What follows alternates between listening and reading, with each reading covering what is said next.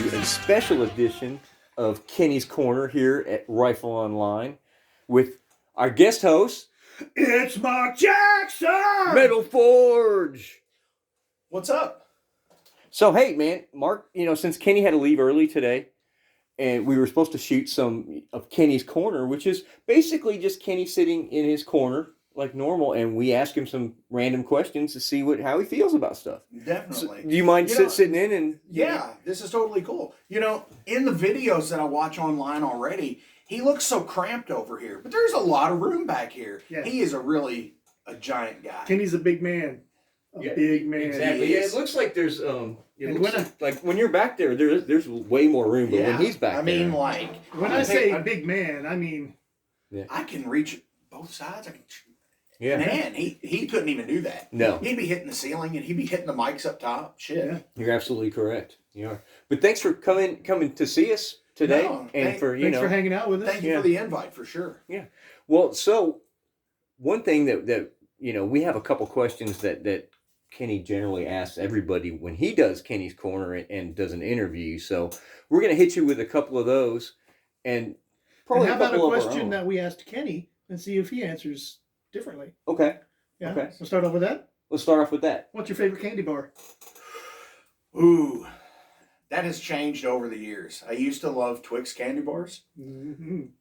I like a straight up, just regular Hershey bar now. Dude, that's mine. Yeah, that's his. I mean, which is cool because I know so many people from Europe that hate them. Really? Because Hershey's uses slightly soured milk in it. Oh, didn't know that. It affects the taste. It doesn't taste the same as European chocolate. Well, the more you know. It's better. Stars and Stripes. I don't generally cross the Ohio, let alone go to Europe. Yeah, I know. I've invited you over to my house 14 times, and you're like, I don't have a passport, dude. I mean, you don't have to swim or anything. Let's just get back to our question here, okay? Let's go. Mr. Metal Forge. Okay, so on that, because Kenny always asks everybody, what's your favorite cake? I know there's a theme here, but Kenny likes cake and he likes candy bars. Favorite cake, I like carrot cake.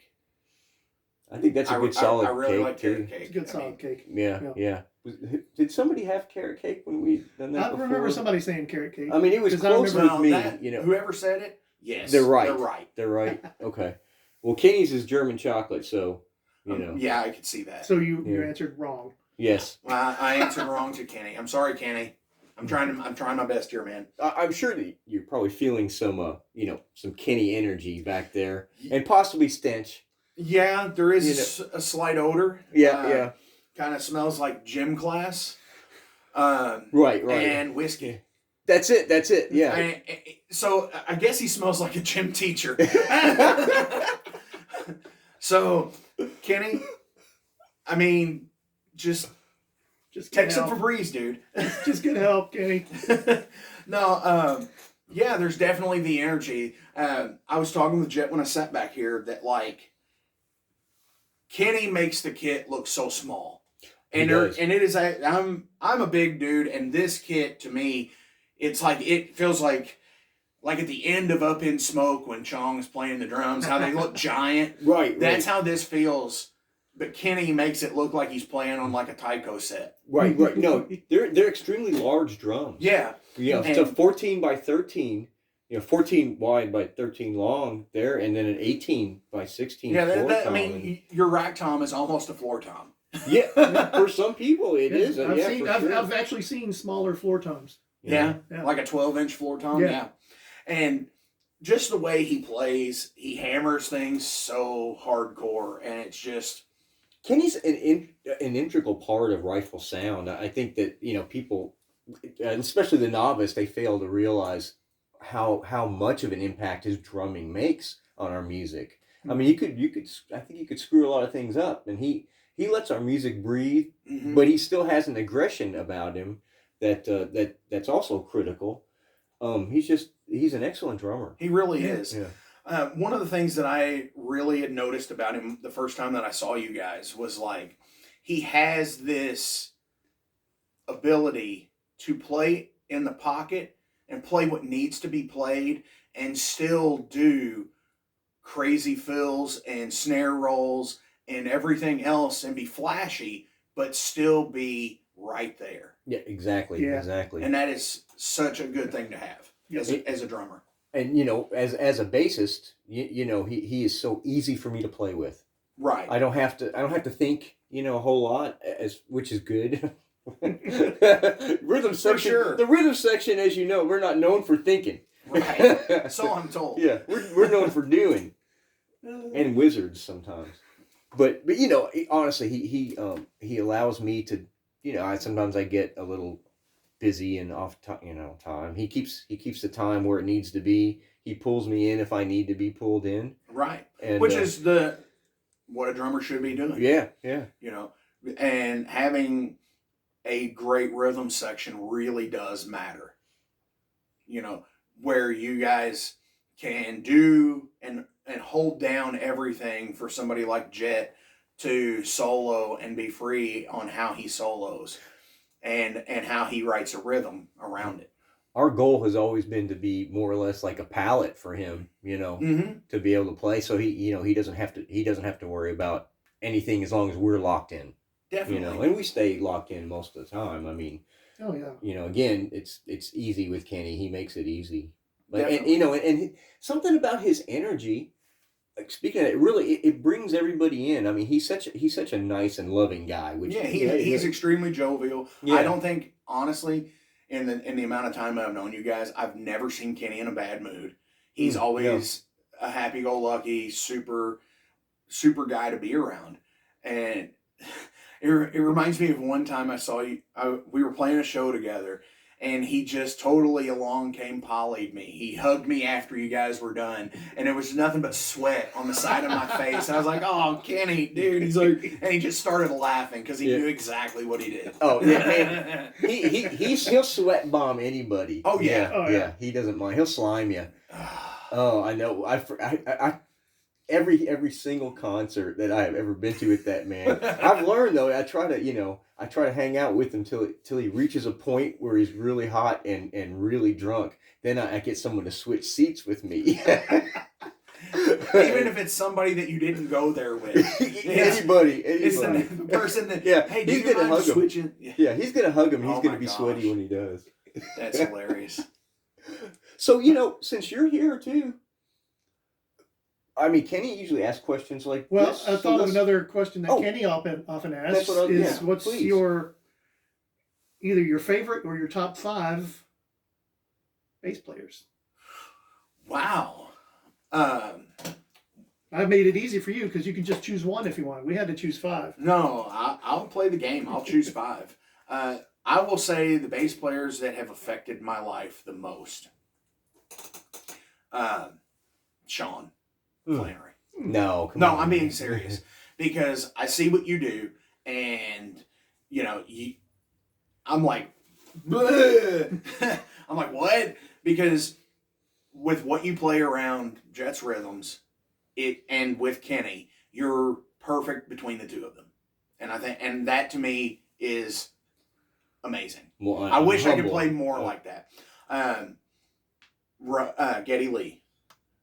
Obviously, same reasoning for Sean here is the way he can play. He can do around Neil and He weaves Alex. everything He in weaves and- everything and in, and plus he tightens it, plays yeah. with his feet Yes, with the exactly. synthesizers and stuff, and he plays with his hands. And he does 2 different things. He'll play the synth bass. He is the reason I play bass. Right. So, yes. Um, Jason Newstead. Excellent bass Because player. I'm a little bit younger. That was the time frame when I really got into Metallica. And I'm not discrediting, like, Cliff was amazing, but Cliff was not, to me, it was not my era until I got older. I got into him, with Flotsam and Jetsam. Right. Originally, Definitely. And Jason has this pounding that is there. That he is just, they had to put up foam in the studio because his plucking was coming through the pickups. Yeah. And they had to deafen him down to pick up just what the pickup was doing, was capturing. So that to me, he's got this tone, this sound that's crazy. He's a good fit for them. He was a good fit for them. And it's unfortunate that he can't play like that anymore because of he's got arthritis really bad, and he's had a bunch of hand surgeries and stuff. But the Chop House thing is pretty cool too.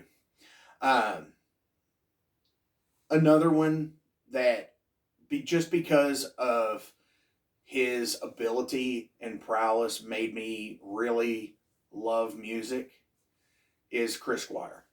Oh yeah. You know, seeing him shortly before he passed at the Palace, and just like Roundabout, that thing that he's just doing, and he's just standing there, and he's just, you know, he's played it a million times, but he still didn't miss a beat, and he didn't phone it in or nothing like that. And I don't care if you use every single piece of equipment he has, you will or never, his own equipment, you're not going to sound like him. No, you will never sound like him. His sound is indistinct. It's just it's amazing. It's so distinguishable, and so I don't even know.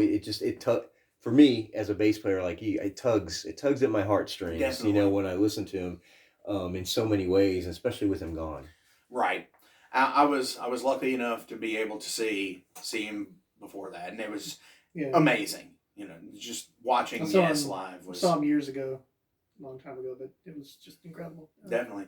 And obviously, with you guys knowing me, you probably know who I'm going to say is number one. This man right here. There you go. Lemmy. I mean, Lemmy to I'm me. so surprised that you picked Lemmy. Really? Yeah. Wow. Lemmy, other than just, is the whole package to me. Oh, yeah. And I say that because not only is his bass playing thunderous, his ability is thunderous as well. Yeah. The things he comes up with, he strums it like a guitar. He chords like a guitar, but and with the distortion, there is a sound that they have that is unmatched by anybody. And believe me, anybody who's seen Overload knows that I've tried to do it, and you can't do it. And obviously, because we're doing this online, I'm going to do it. He's the only person I have a tattoo of in a band. Nice. So, Lemmy for sure for me. Fuck yeah. And like I said, it's not just the bass playing, it's everything. It's his vocal ability. I love the scratchy vocal. I love what he writes about also. You know, for him to write Ozzy's, I think, biggest hit ever, other than Crazy Train with Mama, I'm Coming Home. Right. You know, to me, that means something.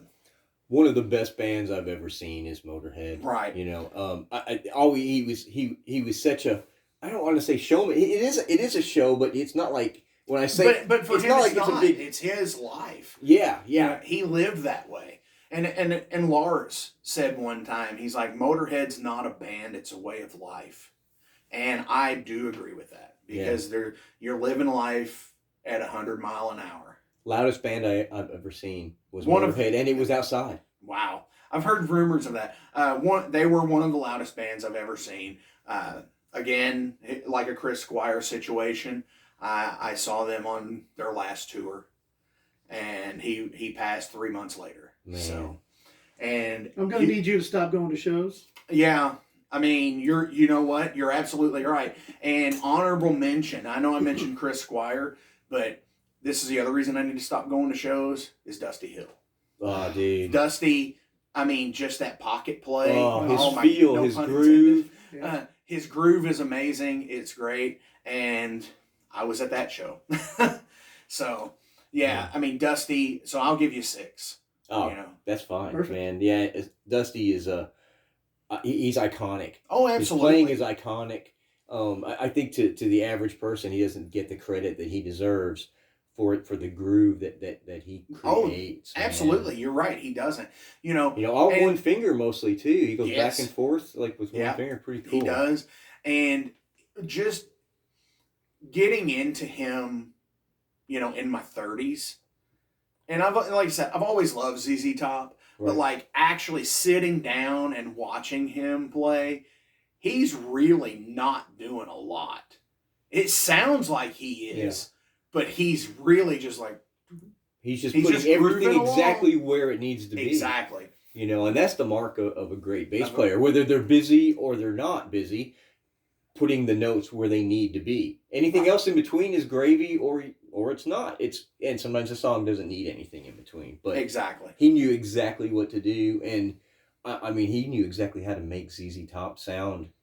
Oh yeah, Sound like ZZ Top. because I mean, you listen to the things that he does, and there's some crazy stuff with like distortion and just his that fat clean tone that he has. always use the Fender single coil. Yeah, that 58 bass. 58P bass. Yeah, and it's just nothing like it. I agree. Nothing like it. Same thing with saying the Getty sound, the Chris Squire sound, the Lemmy sound.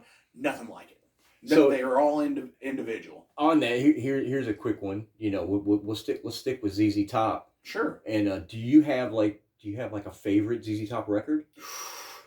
Oh wow. Yes, actually I do. And it's the Return album. It's DeGuayo. And honestly, great record. Because of course it's got stuff like Bad and Nationwide, but Hi-Fi Mama, Manic Mechanic. Love that. And it's just the album flows so well, and like I said, I don't want to discredit everything else that they've done because they've got great songs. Like I love the song Pincushion from Antenna. Yeah. And just like there's so many good songs that they've done. Their first few records are my favorite. Oh, absolutely. For sure, but I mean, everything. That's a great pick, though. Honestly, everything that they've done has had some crazy hit on it, except for like the first album. And that's mainly just the blues album. Yeah. But if you go to Rio Grande Mud, you got Just Got Paid. Yeah. That's a great record. Tres Hombres, you've got. I just was spinning that the other day. Oh gosh, Tres is great. Tres Hombres, yeah. I mean, Jesus Just Left Chicago and Waiting for the Bus, and LaGrange. Right. And, beer drinking. Beer Drinkers and Hellraisers, which we recently did a cover of. You guys did a great cover of that. And Highland Tap Room, And then, that was our brief ZZ Top tribute. We've done a couple of ZZ Top songs per show since Dusty's passing. Yeah. Jeff, do you have a favorite? Of what? ZZ Top albums? Yeah. Or song or whatever. Tres Hombres is probably the one that I listen to the most. Yeah. I don't know if my favorite, but like you were saying, the first few albums are the ones from when we were young that we kind of came up on. So they always hold a special place. For sure. I'd have to say Fandango. Oh, yeah. Simply because that's the first ZZ Top record I ever heard. Wow. Oh, okay, yeah. So, okay. I mean, where I actually heard the whole record. I heard other songs. But so to tangent this really fast, you guys have primarily put out EPs lately. Yes. Over the last 5 or 6 years, you've put out EPs. Now, is Fandango an album or an EP? To me, it's an EP. Okay. Because I hardly ever listen to the live side. I never have. There's nothing wrong with it. Okay. I like it, but I love the second side. I think it's one of the best album sides ever created. I mean, because it's tush. Exactly, it was huge. And honestly, if anything has ever held true in my life, is that line of lyric in Tush. I had an extremely surreal moment with Donnie in going to California. We had left his mom's house where she lived in Dallas. And we were driving across West Texas, and Tush came on the radio. And I just immediately thought, and I was like, oh my God, this is insane. We're listening to ZZ Top in Texas, and we're going Dallas, Texas, Hollywood. Crazy. To me, there's crazy. The stars aligned at that point. Yeah. That's awesome. A special moment in my life. That. Very cool. That's going to be in the movie of your life. It would be. Yeah. It's actually going to be the closing scene. Because it's been all downhill from there. No, not really. It's my